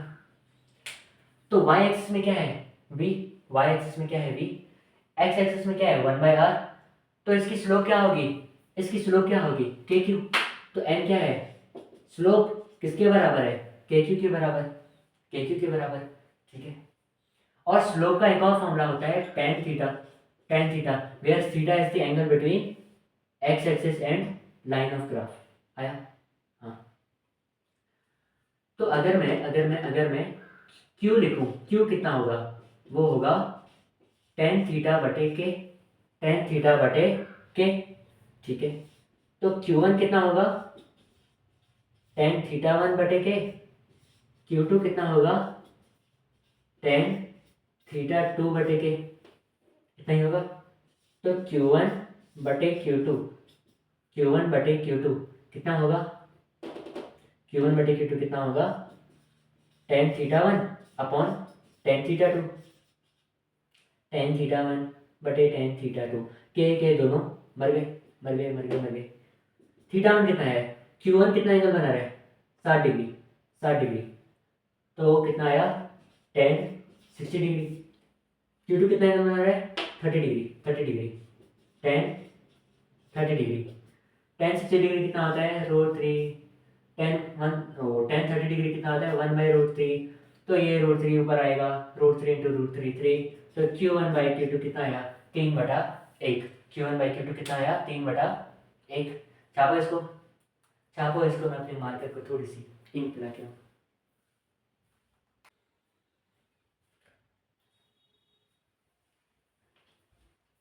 छाप लिया? छाप लिया? मिटा दूं, मिटा दूं, मिटा दूं? बहुत बढ़िया।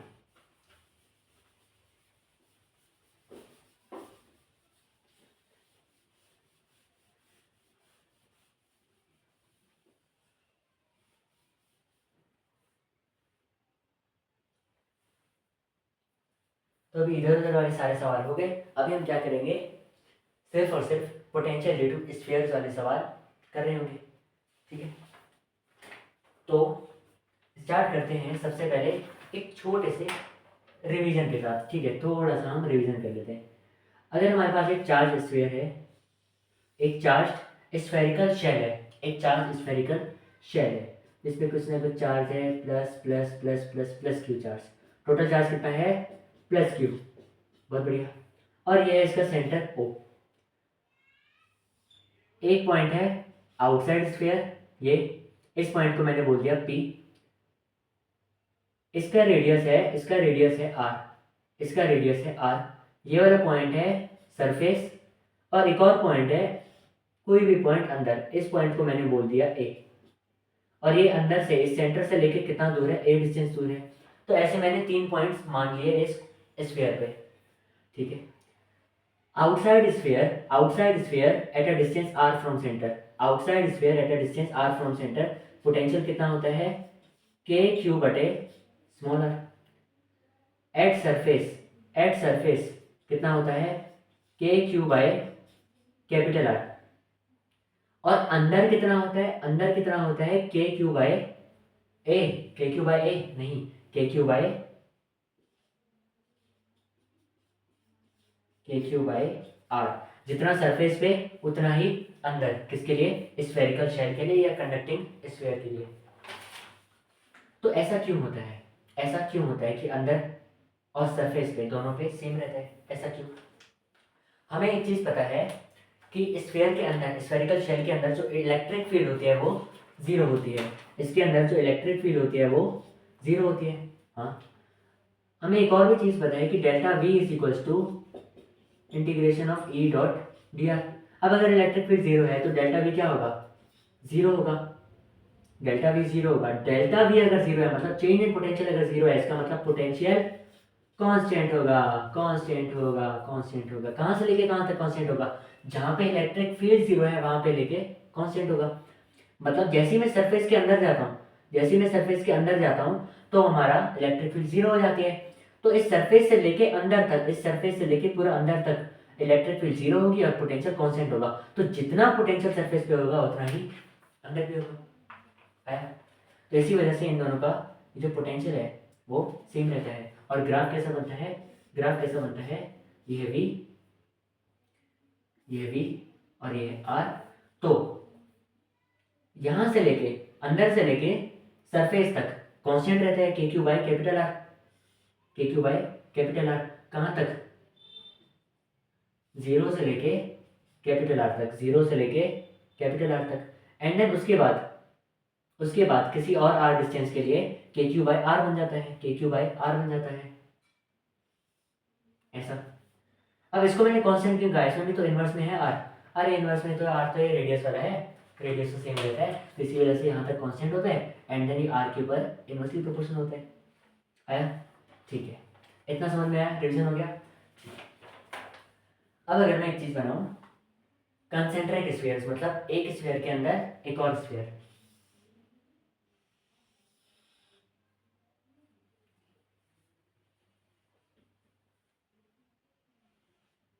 ठीक है, एक मेरे पास ये स्फीयर है और ये है इसका centre.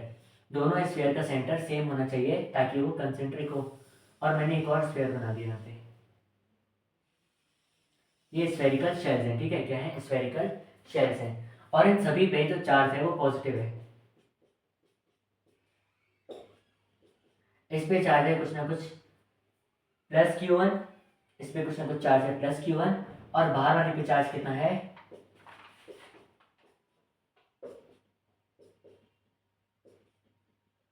Plus Q2, plus Q2।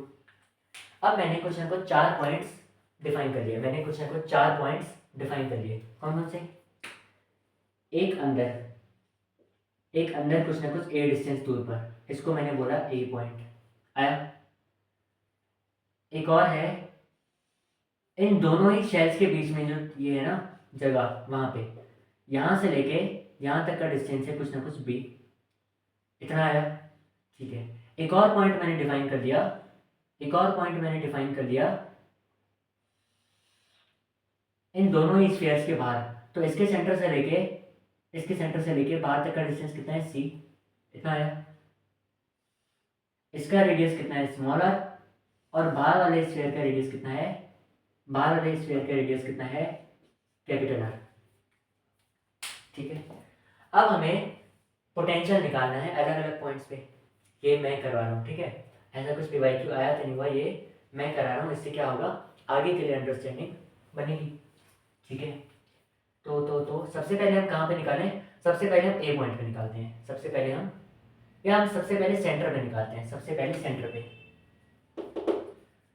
V eight O कितना होगा, एक चीज देखना, ये इसका सेंटर है, ये इसका सेंटर है और ये एक स्फीयर जिसका रेडियस है r। तो सेंटर पे, जो सेंटर पे जो पोटेंशियल होता है वो क्या होता है, के क्यू अपॉन उस स्फीयर का रेडियस, के क्यू अपॉन उस स्फीयर का रेडियस। तो इस वाले चार्ज की वजह से, इस वाले स्फीयर की वजह से अंदर वाले पोटेंशियल इस O पे कितना होगा, k q one upon small r, k q one upon small r. और इसी पॉइंट पे, इसी O पॉइंट पे बाहर वाले स्फीयर की वजह से कितना होगा, के क्यू टू, के Q two upon capital r, k Q two upon उस स्फीयर का रेडियस के Q two upon capital R.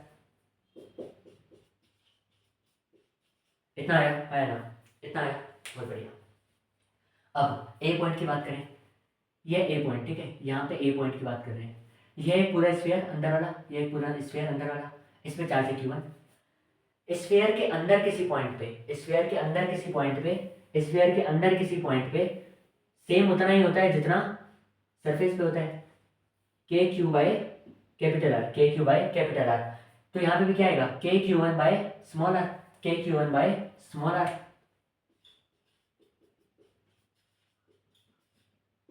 Plus इसके लिए भी ये वाला पॉइंट क्या है, अंदर ही है। इसके लिए बड़े बाहर वाले स्फीयर के लिए भी ये वाला पॉइंट क्या है, अंदर ही है। तो के क्यू टू बाय आर, इतना आया, ठीक है। अब एक और पॉइंट की बात कर रहा हूँ, एक और पॉइंट की बात कर रहा हूँ, बी पॉइंट की, बी पॉइंट की। इस बी पॉइंट पे, ये जो बी पॉइंट है वो अंदर वाले स्फीयर के लिए बाहर है, वो अंदर वाले स्फीयर के लिए बाहर है, बट बाहर वाले स्फीयर के लिए अंदर है, बाहर वाले स्फीयर के लिए अंदर है। तो अगर मैं अंदर वाले स्फीयर की वजह से इसका पोटेंशियल लिखूं, कितना आएगा, के क्यू वन बाय बाहर वाले पॉइंट के लिए हम क्या लिखते हैं, के क्यू बाय सेंटर से लेके कितना डिस्टेंस है। तो इसके लिए मैं क्या लिखूंगा, के क्यू वन बाय सेंटर से लेके कितना डिस्टेंस है, B, K q one bye B. और बाहर वाले के लिए तो वो अभी भी अंदर है, बाहर वाले के लिए तो वो अभी भी अंदर है। तो अभी भी क्या आएगा, के क्यू टू बटे आर, के क्यू टू बटे आर। अब सी पॉइंट, ये वाला सी जो पॉइंट है वो तो दोनों के लिए बाहर है, ये जो सी पॉइंट है वो दोनों के लिए ही बाहर है। तो ये क्या आ जाएगा, के क्यू वन बटे सी प्लस के क्यू टू बटे सी। इतना आया, इतना आया ना, आ गया, बहुत बढ़िया।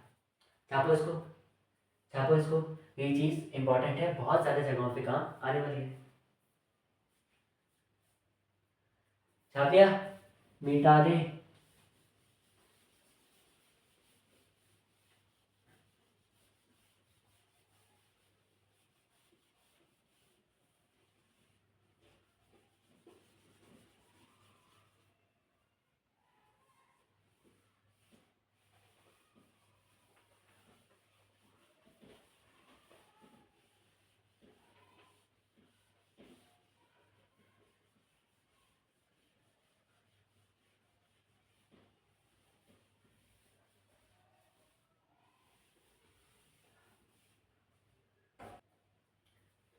और क्या क्या है, और क्या क्या सवाल है हमारे पास।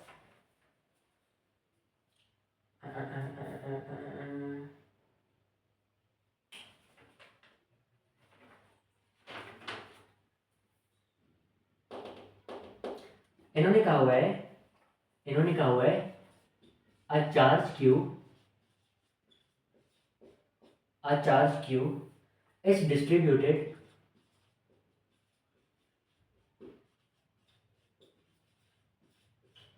over the surfaces of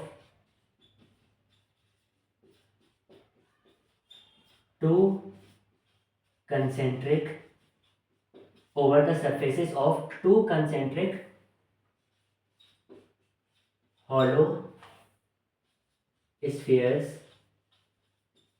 two concentric hollow spheres of radii r and capital R, where capital R is greater than R।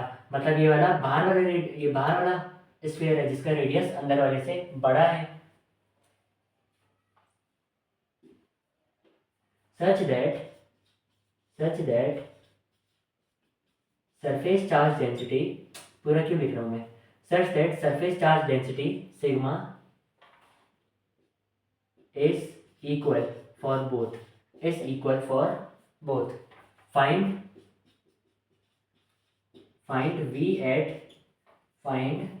V at center, find potential at center। अब कैसे करें इस सवाल को, क्या बोला हुआ इन्होंने कि हमारे पास एक चार्ज क्यूब है, एक चार्ज क्यूब है, उसको मैंने दो कंसेंट्रिक हॉलो स्फीयर्स के ऊपर बांट दिया, इक्वली नहीं बांटा, चार्ज को इक्वली नहीं बांटा, कुछ भी हिस्सों में बांट दिया, जिसकी वजह से जो उनका सरफेस चार्ज डेंसिटी है, चार्ज नहीं सरफेस चार्ज डेंसिटी इक्वल है। तो फाइंड वी एट सेंटर, उनके सेंटर पे पोटेंशियल कितना होगा। ठीक है, तो मैं यहाँ पे क्या बना दूं, कंसेंट्रिक स्फीयर बना दूं।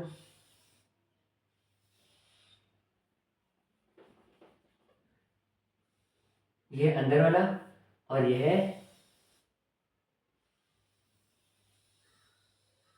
बाहर वाला, ये अंदर वाला स्फीयर और ये बाहर वाला स्फीयर और ये इसका सेंटर ओ। ठीक है, जो अंदर वाला स्फीयर है वो है स्मॉल आर रेडियस का, और जो बाहर वाला है वो है कैपिटल आर रेडियस का। इस चार्ज क्यू को मैंने डिस्ट्रीब्यूट कर दिया इन दोनों स्फीयर्स पे। मान लेते हैं अंदर वाले पे जो मेरा चार्ज गया वो था Q1 और जो बाहर वाले पे चार्ज गया वो था Q2। अब इन्होंने एक और चीज बोली है कि जो सरफेस चार्ज डेंसिटी है वो दोनों की सेम है। इसकी भी सरफेस चार्ज डेंसिटी कितनी है, सिग्मा, इसकी भी है सिग्मा सिग्मा। ओके, अब यहाँ से हम अपनी कैलकुलेशन स्टार्ट करते हैं। तो हमें एक चीज पता है कि जो सरफेस चार्ज डेंसिटी होती है वो होती है चार्ज बटे एरिया। तो अगर मैं चार्ज निकालूं वो सिग्मा इंटू ए होगा, सिग्मा इंटू सरफेस एरिया होगा, है ना। तो अब अगर मैं यहाँ से Q1 निकालूं वो क्या होगा, सिग्मा इंटू इसका सरफेस एरिया ऑफ स्फीयर कितना होता है 4πr², यही होगा। और अगर मैं Q2 निकालूं वो क्या होगा, सिग्मा इंटू 4πR², इतना ही होगा। हाँ, अब अगर मैं Q की बात करूं, टोटल यही चार्ज था ना जिसको मैंने दो हिस्सों में बांटा था Q1 और Q2। तो अगर जो Q होगा वो Q1 प्लस Q2 होगा, जो Q होगा वो Q1 प्लस Q2 होगा। तो Q1 प्लस Q2 को मैं क्या लिख सकता हूँ, sigma 4πr² plus sigma 4πr²।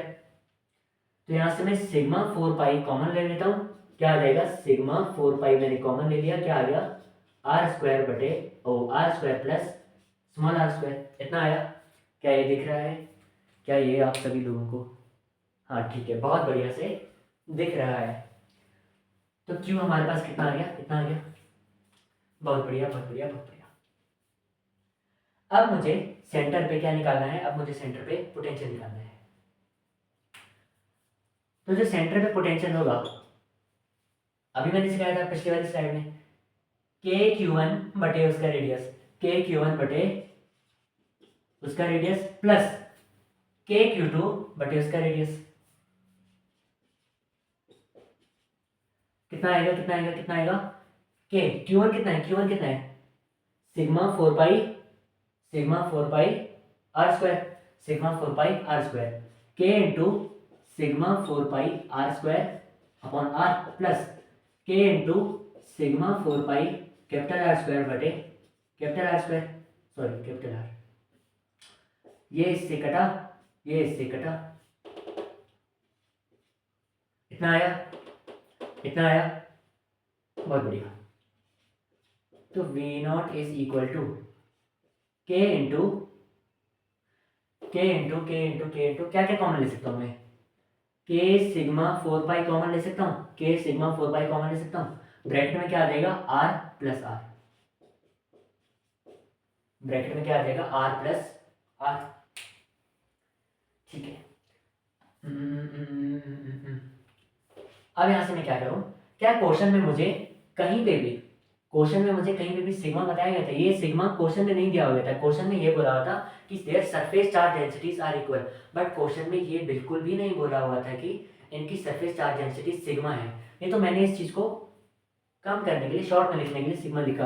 Question क्या दिया हुआ था, such that surface charge density SCD लिख दिया मैंने इसको, surface charge density is equal, but question में कहीं पे भी सिग्मा का जिक्र नहीं दिया हुआ था। ये सिग्मा तो हमने माना है ना कि let their surface charge density sigma, तो कभी भी आंसर लेट वाले टर्म्स में नहीं लिखना। अगर हमें कोई चीज लेट करी है तो हमने आंसर उस चीज में नहीं देना, उसके टर्म्स में कभी भी नहीं देना। तो इसके आंसर में जो सेंटर में पोटेंशियल है उसके आंसर में सिग्मा आ रहा है, ये आर और ये आर तो क्वेश्चन में दिए हुए थे ना, है ना, सिग्मा नहीं दिया हुआ था और हमने इसको सिग्मा में आंसर लेके आ गए। तो अभी हमें क्या करना है, इस सिग्मा को हटाना है। हमारा मेन टास्क क्या है, सिग्मा को हटाना। क्वेश्चन में क्या दिया हुआ था, क्यू दिया हुआ था, तो मैं सिग्मा को हटा के कुछ क्यू का टर्म लेके आ जाता हूँ, कुछ ऐसे करता हूँ। तो हाँ है तो सही मेरे पास, q is equal to sigma 4 pi r square plus are square.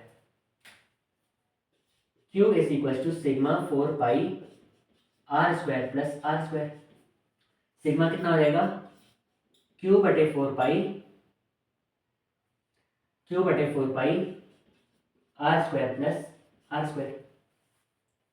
ठीक है, तो वी नॉट कितना आ जाएगा, के इंटू सिग्मा की जगह ये रख दूंगा, के क्यू बटे 4 pi r square plus are square into 4 pi r plus r. तो 4 पाई कटा, वी नॉट कितना आया, वी नॉट कितना आया, इस के को मैं क्या लिख सकता हूँ, 1/4 pi epsilon naught, 1/4 pi epsilon naught R plus R upon R square plus are square, इतना आया। तो ये मेरा क्या आ गया, ये मेरा क्या आ गया, potential at centre of this concentric sphere. क्या समझ में आया सवाल, क्या सवाल समझ में आया, तो छापो इसको, अच्छे से पढ़ो, छापो छापो छापो।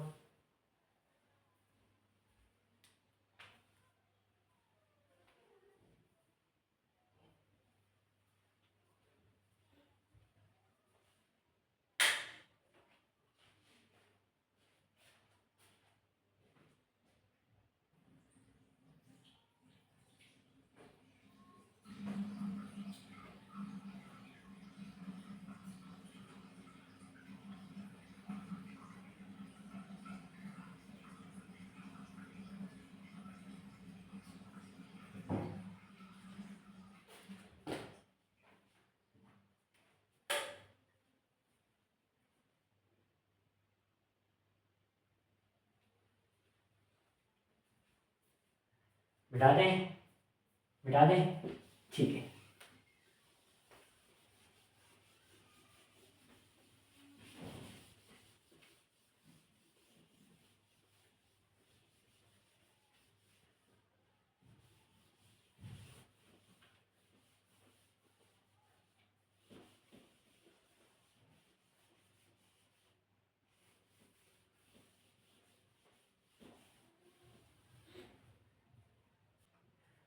अब हमारे पास आज का आखिरी सवाल क्या क्या है, 3 कंसेंट्रिक स्फीयर्स हैं, ठीक है, 3 कंसेंट्रिक स्फीयर्स हैं, ए बी और सी।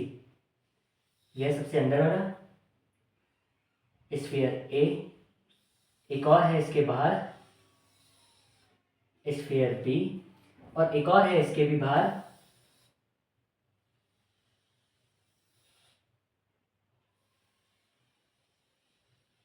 स्फीयर सी। जो स्फीयर ए है इसका रेडियस कितना है, स्मॉल ए। जो स्फीयर बी है इसका रेडियस कितना है, स्मॉल बी। और जो स्फीयर सी है इसका रेडियस कितना है, स्मॉल सी। इसका रेडियस कितना है, स्मॉल सी। ठीक है, इतना आया। अब इन्होंने क्या बोला हुआ है कि जो स्फीयर ए है इस पे चार्ज डेंसिटी है प्लस सिग्मा, जो स्फीयर बी है इस पे चार्ज डेंसिटी है माइनस सिग्मा, और जो सी है उस पे चार्ज डेंसिटी है प्लस सिग्मा। ठीक है, अब इन्होंने बोला find find potential of, find potential of a B and c. मतलब ए बी एंड सी बोला हुआ है, ऐसा नहीं बोला हुआ ना कि कितने डिस्टेंस पर निकालो। तो अगर स्फीयर के केस में ऐसा बोला हुआ है कि फाइंड पोटेंशियल ऑफ स्फीयर ए, तो हमें उस स्फीयर के सरफेस पे पोटेंशियल निकालना है। तो यहाँ पे बोला, क्या बोला हुआ है, find potential of sphere A B and C. Okay, sigma दिया हुआ है, सिग्मा क्या होता है, चार्ज बटे एरिया। तो चार्ज क्या हो जाएगा, सिग्मा इंटू ए। चार्ज क्या हो जाएगा, सिग्मा इंटू ए। ठीक है, तो अगर मैं ए वाले पे चार्ज निकालूं, अगर मैं ए वाले पे चार्ज निकालूं वो क्या हो जाएगा, सिग्मा इंटू इस स्फीयर का सरफेस एरिया। सरफेस एरिया क्या होता है, 4 पाई r²। तो क्यू ए कितना आ जाएगा, सिग्मा इंटू 4 पाई a²। क्यू बी कितना आ जाएगा, अब यहाँ सिग्मा की जगह माइनस सिग्मा है तो ये कितना आ जाएगा, minus sigma 4π b²। Q C कितना आ जाएगा, ये पूरा प्लस सिग्मा है, प्लस सिग्मा इंटू 4π c²। इतना आया Q A Q B Q C, इतना हमारे पास आ गया, अलग अलग चार्जेस आ गए। तो अब बस क्या करना है, इनके सरफेस पे चार्ज ही तो निकालना है, इसके सरफेस पे पोटेंशियल ही तो निकालना है। निकालते हैं। v ऑफ ए कितना होगा, ए, ठीक है। सिर्फ ए वाले स्फीयर की वजह से इसके सरफेस पे कितना आएगा, कितना आएगा, के क्यू ए बटे ए, यही आता है ना, के इंटू स्फीयर का चार्ज अपॉन उसका रेडियस। अब बाहर वाले स्फीयर की वजह से, बी वाले स्फीयर की वजह से जो ए पॉइंट है ये वो इनसाइड है, वो इनसाइड है, तो क्या आएगा, इनसाइड है ना। अभी इनसाइड वाले में मैंने बताया था क्या आएगा, क्या आएगा, के K Q B upon B, K Q B upon B, K Q B upon B. Inside वाले के लिए क्या आता है, इनसाइड वाले के लिए क्या आता है, के इंटू स्क्वायर का चार्ज अपॉन रेडियस, क्योंकि सरफेस पे और इनसाइड में सेम होता है। अब सी वाले के लिए भी ये वाला पॉइंट इनसाइड है, तो उसकी वजह से भी क्या आ जाएगा, के क्यू सी बटे सी, ठीक है। तो के इंटू क्यू ए कितना है, sigma 4π a², sigma 4π a² upon ए, ये कितना है, सिग्मा 4πb² अपॉन बी, ये कितना है, सिग्मा 4πc² बटे सी। ए कटा, बी कटा, सी कटा, तो वी ए कितना आ गया, वी ए कितना आ गया, कितना आ गया, कितना आ गया, के इंटू सिग्मा 4π कॉमन, के इंटू सिग्मा 4π कॉमन, ए माइनस बी प्लस सी, ए माइनस बी प्लस सी। के को मैं क्या लिख सकता हूँ, 1/4πε0 इंटू 4π सिग्मा ए प्लस ए माइनस बी प्लस सी, ए माइनस बी प्लस सी। तो ये क्या आएगा, 4π कटा, ये क्या आया, सिग्मा बटे ε0 ए माइनस बी प्लस सी, इतना आया, इतना आया। अच्छा, पोटेंशियल ऑफ बी कितना आएगा, पोटेंशियल ऑफ बी कितना आएगा, ये ए वाले स्फीयर के लिए ये जो बी पॉइंट है, ये वाला बी पॉइंट है वो आउटसाइड है, आउटसाइड है। तो आउटसाइड के लिए हम क्या करते हैं, के इंटू स्क्वायर का चार्ज अपॉन सेंटर से लेके वो वाला डिस्टेंस। अब बी वाले के लिए तो ये सरफेस है, बी वाले के लिए तो ये सरफेस है, और सी वाले के लिए, सी वाले के लिए ये इनसाइड है, सी वाले के लिए इनसाइड है। आया, आया, ठीक है। अब एक चीज, क्यू ए कितना था, सिग्मा 4π a²,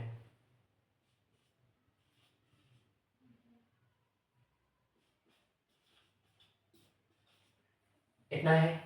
अब यहाँ पे देखना K Q B upon B, K Q B upon B, K Q B upon B, क्या ये दोनों सेम है, ये और ये Q B upon B same है। तो मैं इसको डायरेक्ट ये लिख सकता हूँ, इसको डायरेक्ट मैं ये लिख सकता हूँ, माइनस के सिग्मा 4πb। अब के क्यू बाई सी, के क्यू बाई सी कॉमन है, के क्यू बाई सी सेम है दोनों में, इसको मैं डायरेक्ट ये लिख सकता हूँ, प्लस के इंटू सिग्मा 4πc। कोई दिक्कत, कोई दिक्कत, कोई दिक्कत नहीं। के सिग्मा 4π, के सिग्मा 4π कॉमन, के सिग्मा 4π कॉमन, ठीक है, के सिग्मा 4π कॉमन। यहां क्या बचेगा, a² upon b, a² upon b minus b plus c, आया। और फिर के सिग्मा 4π को मैं क्या लिख सकता हूँ, के सिग्मा 4π को मैं क्या लिख सकता हूँ, सिग्मा बटे ε0।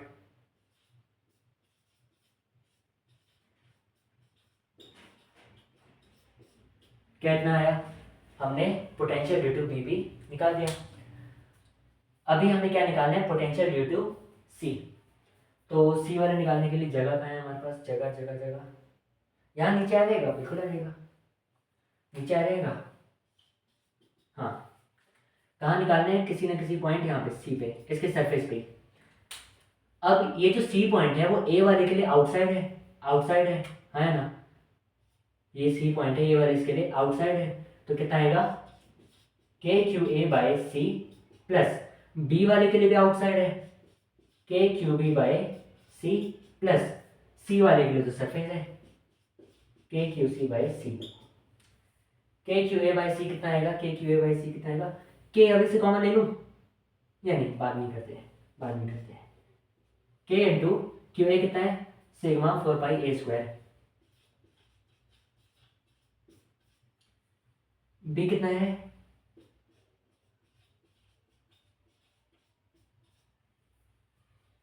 ठीक है, प्लस के क्यू सी वाई सी, के क्यू सी वाई सी, के क्यू सी वाई सी, के सिग्मा 4 पाई सी,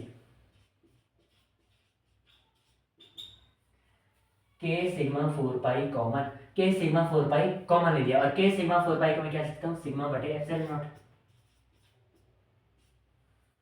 अंदर क्या बचा, a square by c minus b square by c plus c, इतना आया, इतना आया। तो ऐसी चीज को मैंने क्या बोला, potential of c, potential of c. अब इसमें सी एल सी एम वगैरह लेके वो सारी कैलकुलेशन भी हम कर सकते हैं।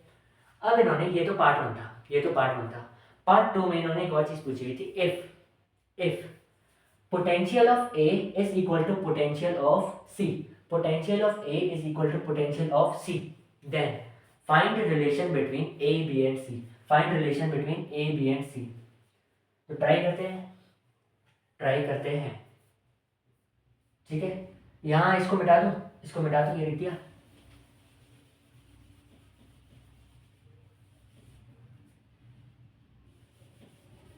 ठीक है।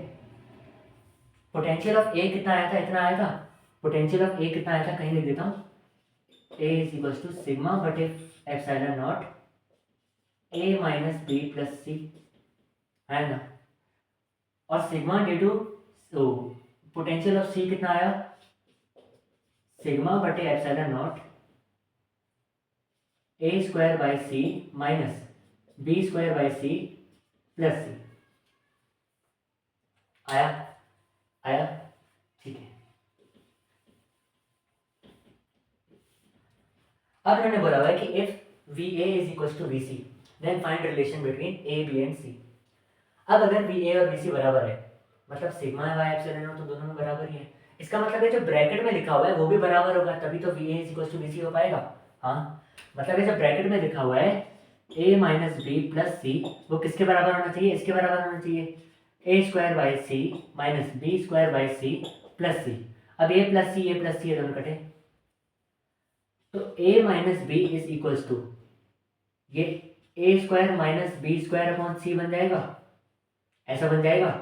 हाँ, इस चीज को मैं क्या लिख सकता हूँ, a minus b is equals to a square minus b square कितना होता है, a plus b into a minus b बटे सी, a माइनस बी और a माइनस बी कटा तो c कितना आ गया, a प्लस बी। तो relation between a b and c कितना है, c is equals to a plus b. आ गया। तो यहीं पे करते हैं इस लेक्चर को समाप्त। Most of the PYQs I think electrostatic potential के मैंने करवा दिए हैं, अगर एक दो बच गए होंगे तो कोई बात नहीं, अगले कैपेसिटर वाले लेक्चर में उसको करा देंगे स्टार्टिंग में 5-10 मिनट लेकर। तो अगला लेक्चर आने वाला है कैपेसिटर के पीवाईक्यूज, जो कि सीबीएसई बोर्ड में आए हुए हैं पिछले 8-10 सालों में। तो पढ़ाई करते रहिए, ऑल द वेरी बेस्ट, जय हिंद।